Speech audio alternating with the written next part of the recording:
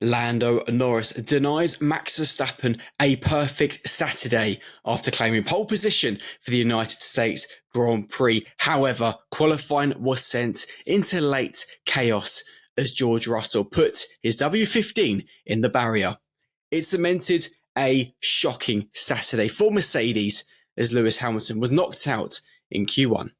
From Racing News 365, my name is Nick Golding, and I'm delighted to be joined very late, or should I say early, in the morning by lead editor Ian Parks. Ian, an enthralling Saturday. Max Verstappen on top comfortably in the sprint, won that quite easily, has now won 11 of the 15 sprint races to have taken place.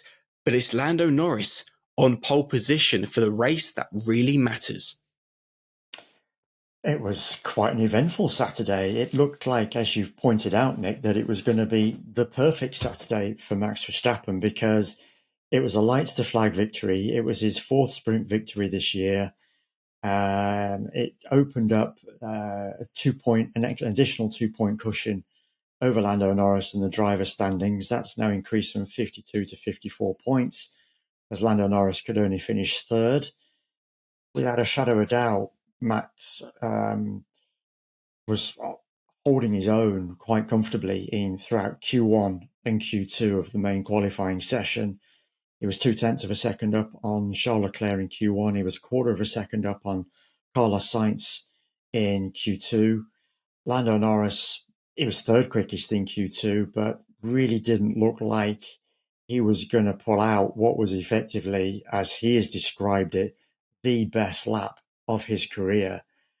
It was a strange one because just as he was heading out onto the track, he received a message from his race engineer, Will Joseph, who basically turned around and told him, just let the car come to you in many respects.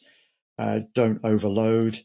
And what he was referring to there is don't overload the braking and turning into the corner, and the time will come. And Lando Norris, during the post-qualifying press conference, said he doesn't generally like those kind of messages.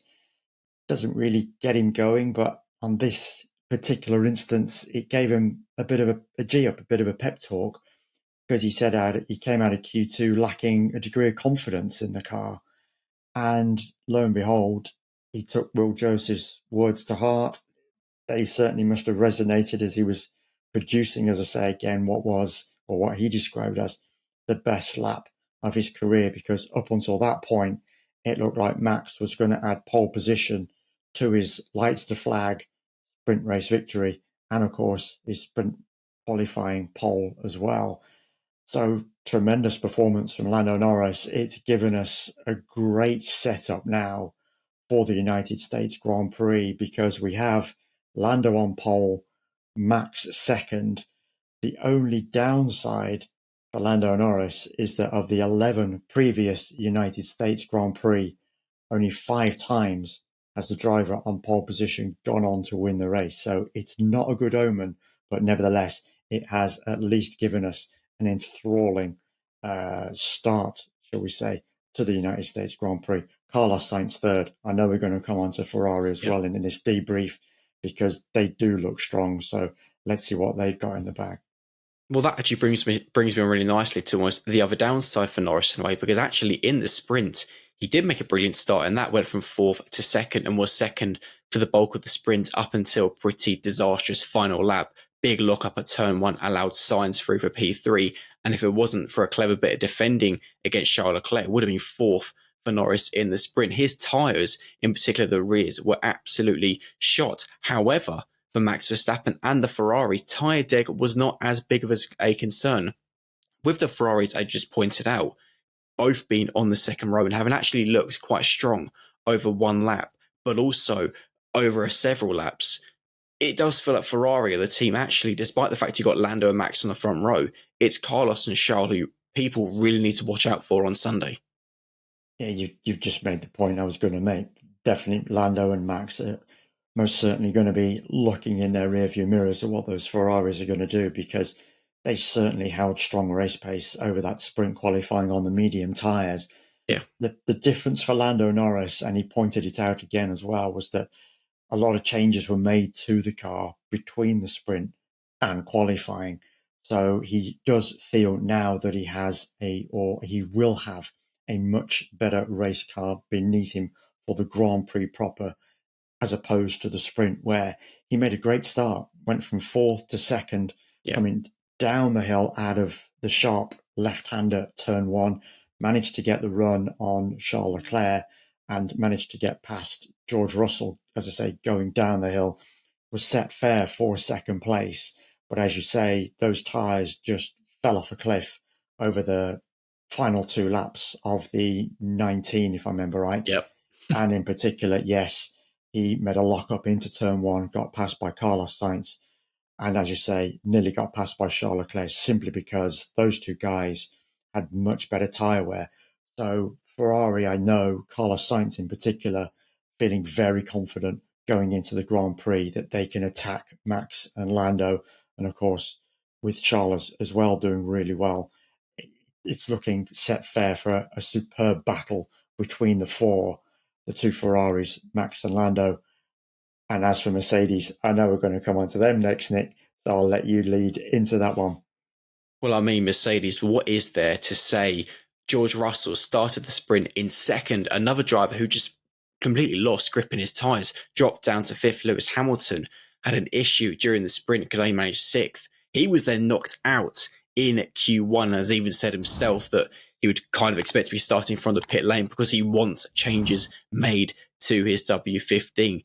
A disastrous day for Lewis, given that he is the most successful driver at COTA, but now just as bad for George Russell, despite the fact he made it to Q3. A really costly crash at the penultimate corner means that whilst we're recording this video, Mercedes are probably starting a hefty repair job. Absolutely. I used Sam Coop's word there, mate, to start this I sentence. did. Oh, And yeah. in It's too case late. people are wondering what I'm on about, I'm talking about Sam Coop, our Racing News 365 colleague who does the podcast with us every Monday. And more often than not, the word that Sam uses when Nick has asked him a question starts off by saying absolutely. So he's got a Absolutely. bit of a nickname, and I've just done exactly the same there. So that's a nod to my colleague Sam Coop there. Hope you're doing okay, Sam. Yeah, definitely. It was a disastrous day for Mercedes. Let's start with Lewis. Going back to the sprint race, he said at the very start over the radio as he was lining up on the grid that there was some sort of knocking noise with the front right, if I recall correctly. Yeah. Got the message back from Pete Bonington, his race engineer, saying, no, all looks fine in the data. As it transpired, there was an issue with the suspension throughout the sprint that meant Lewis was unable to make the progress that he was hoping for during that 19-lap race. Mercedes made changes between the sprint and qualifying. It was found that there was a fault with the bearing. Now, Lewis has suggested that with those changes came a knock-on effect to the balance of his car. And in Q1, he suffered a bit of an issue going into turn 12 where he bled half a second of lap time. And that really cost him enormously. 19th fastest. And this is, well, fastest. Yeah. No, he wasn't that fast by any stretch of the imagination because qualified 19th. Now, this is a Lewis Hamilton that loves the circuit of the Americas, 3-time winner of all the Grand Prix in the past 11 at this circuit. He has always been in the top 5. So this is a major, major setback for him. And he's going to face a very, very difficult race on Sunday because, as you pointed out, he's now looking to start from the pit lane because he feels that's going to be his best hope to allow the team to make even more changes to his car to get it in a better window that he can attack the 56-lap race.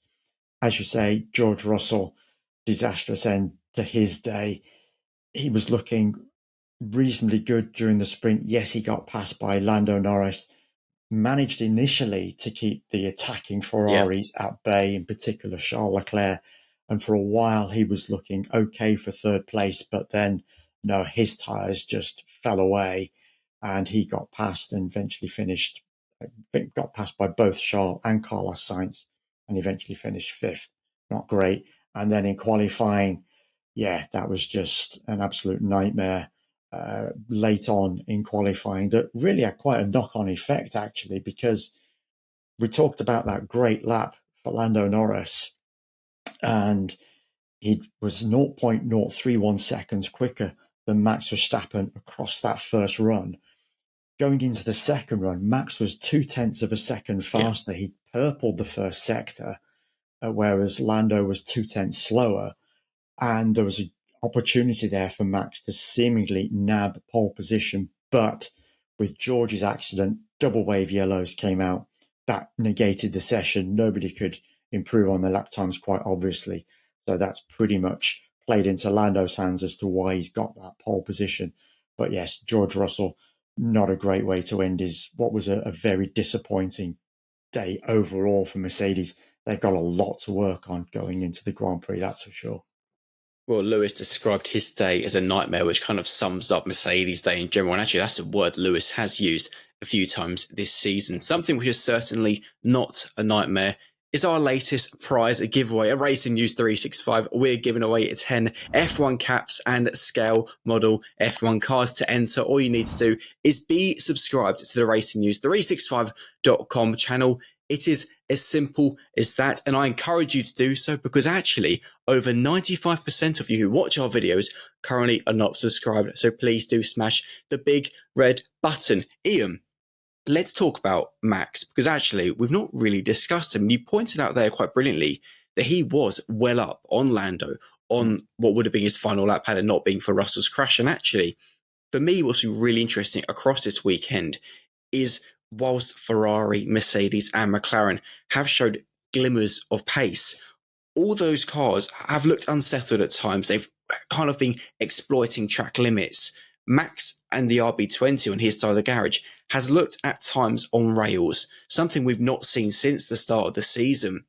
And it's interesting that the one time he did make a mistake on his first lap in Q3 at turn 19, which ultimately has cost him pole position. But nevertheless, it does feel that Red Bull's upgrade, whether it is just for this race, it's now working for them. But it does feel like we are starting to see a better side of Red Bull and a true understanding and clear, think of the best word, but it is quite clear now that it does feel that Red Bull have gotten on top of their issues, and at least Max is feeling comfortable with the RB20 again.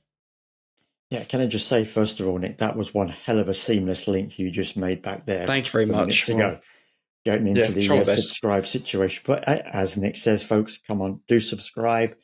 We do our best here for you guys. Yeah, just getting on to Max. We obviously saw glimmers of hope in the Singapore Grand Prix, if you remember right. Nowhere on Friday, looking like it was going to be another disastrous weekend at the Marina Bay Street Circuit compared to what happened last year when neither Red Bull managed to make it into Q3. And then lo and behold, they turned it round. Max qualified second, finished second, albeit considerably adrift of Lando Norris in that Grand Prix. But nevertheless, it was a sign of something potentially to come. Max's simple explanation as to why his car has looked so much better over the course of this weekend so far is simply that Red Bull has finally addressed the balance issues that the RB20 has struggled with for quite a period of time.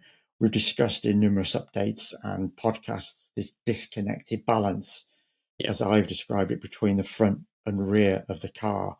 And now, lo and behold, it looks like it has got on top of that, and it's given Max that better feel that he needs within that car to extract the maximum out of it. And for 95% of this Grand Prix weekend so far, if you take sprint qualifying, the sprint and qualifying as a whole, bar, as you said, that turn 19 laps on that first run in Q3, then everything has gone swimmingly so far for Max Verstappen.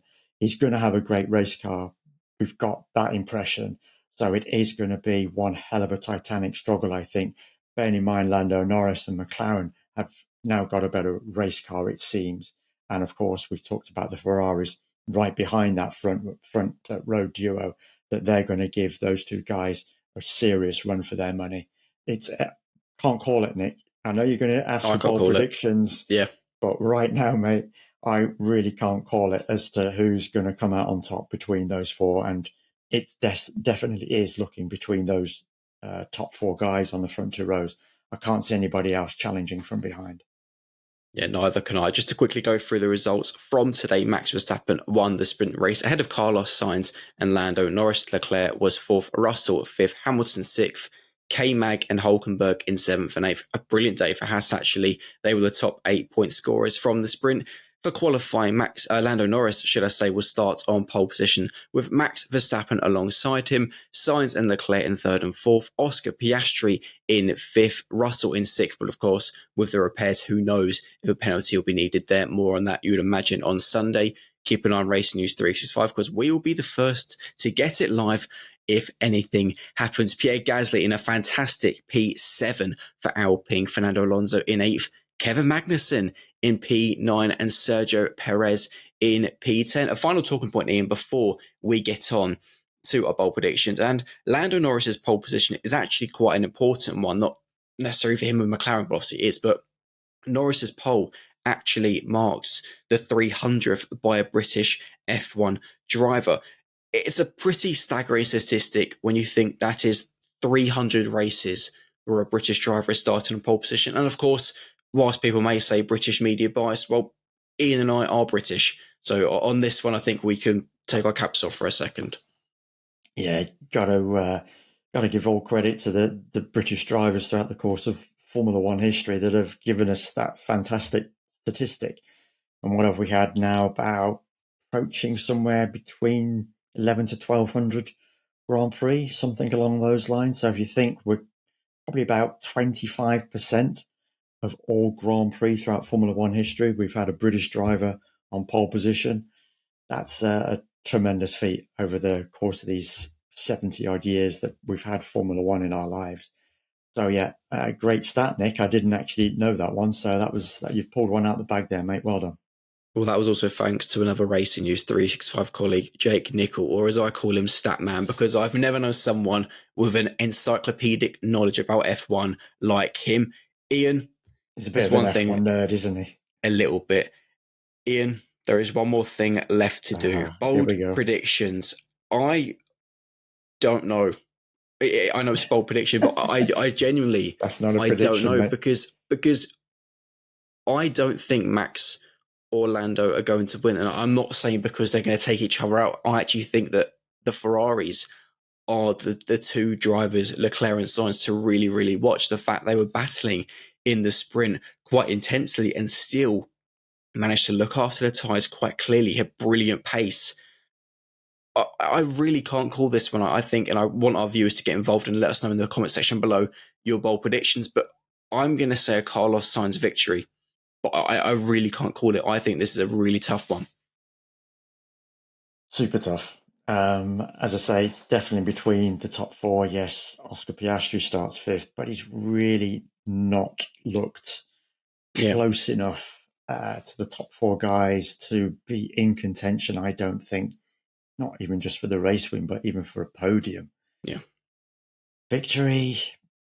The fact that McLaren have managed to give Lando this car now that managed to allow him to produce this best lap of his career, you could arguably now turn around and say, well, he's got to produce another 56 laps of that ilk for him to land the victory and to continue to take the championship fight to Max Verstappen. I think there might be something in that.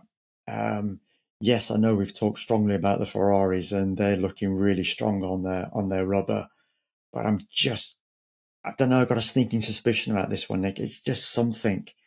And I think Lando might just sneak this one. I can't work out who might be on the podium with him, but I'm just going to give Lando the edge. I think they just might have given him a race car now in which he's now going to feel really confident that he could do something with it after that great lap in qualifying.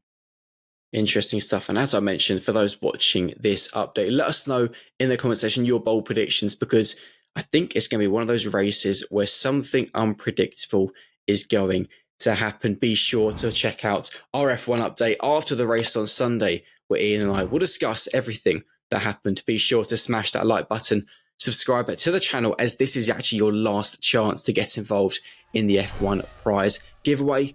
The only thing left to say is from me and myself, we will see you after the race on Sunday. See you later. And as always, take care, folks. Thank you.